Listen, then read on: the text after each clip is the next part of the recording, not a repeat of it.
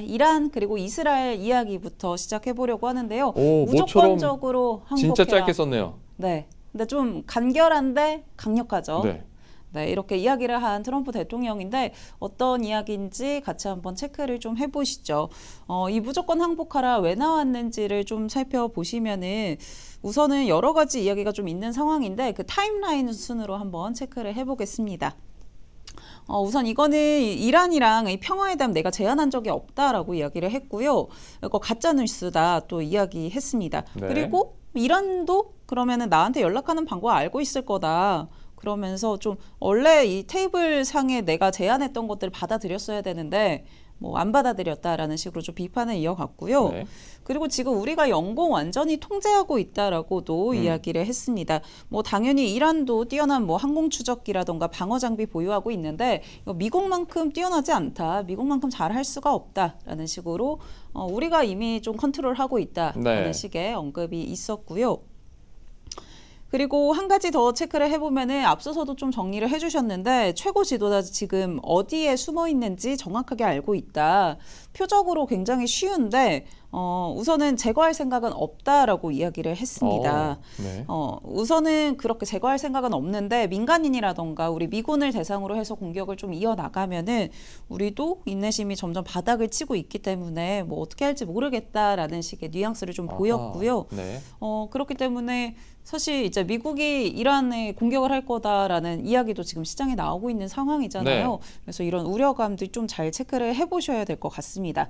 그리고 한 가지 더 체크를 해보면 이제 뭐 이스라엘이 금요일에 이란 공습을 했을 때 트럼프 행정부에서 직접적으로 관여하지 않는다라고 주장을 했는데 이렇게 지금 미국이 군사적으로 좀 개입할 수 있다라는 해석도 하다 보니까 이스라엘이 이제 테헤란을 좀 굴복시키려고 하는 거를 미국이 굉장히 지지하는 거다라고 시장은 분석을 하더라고요. 네. 그리고 뉴욕타임즈에서도 좀 보도가 있었는데 그 포르도 농축시설, 네. 이스라엘이 이란의 농축시설을 좀 파괴하려고 하는 거를 미국이 뒤에서 좀 지지하고 있다, 검토하고 있다라는 네. 이야기 그 앞에서 얘기해 주신 벙커버스터 네. 그 얘기가 좀 많이 나오더라고요.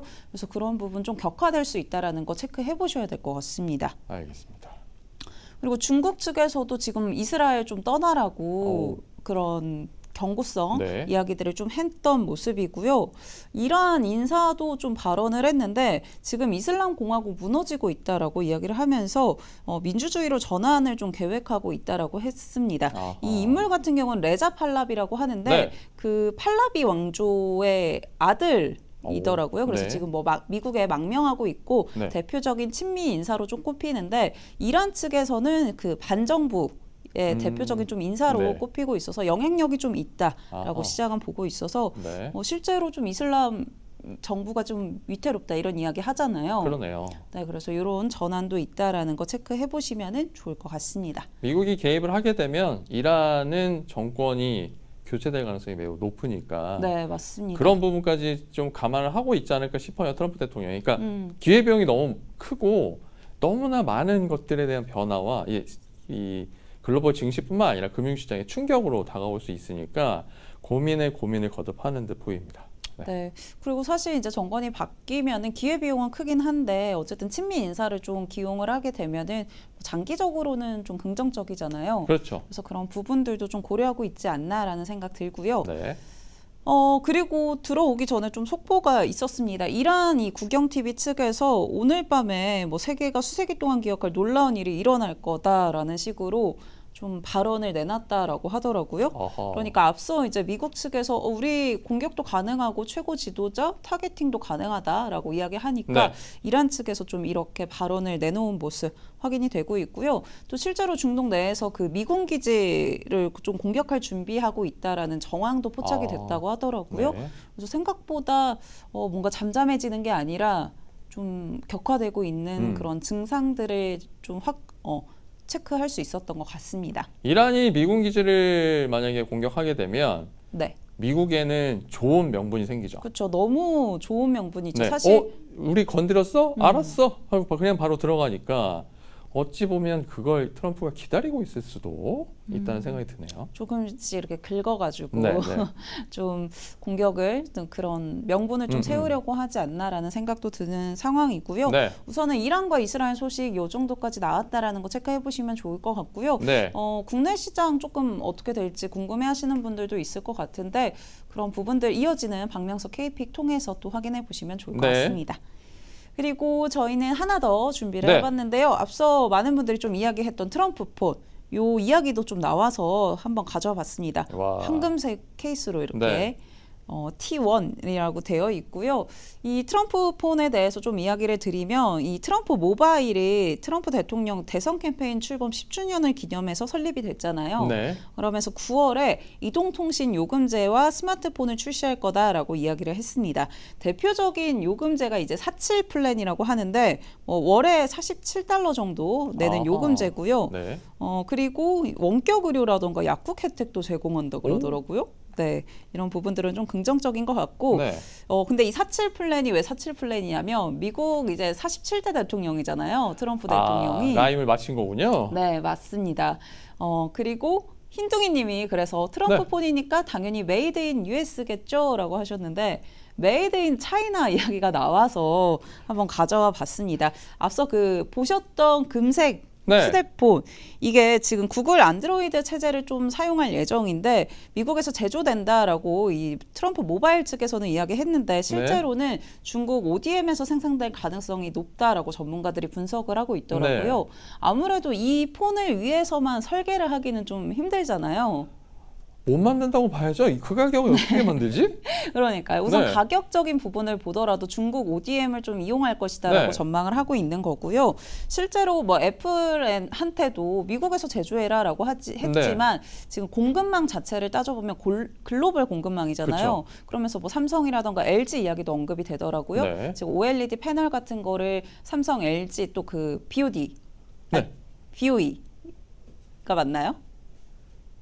뭐였죠? 네, BOE입니다. BOE 거를 이제 사용을 하고 있다 보니까 네.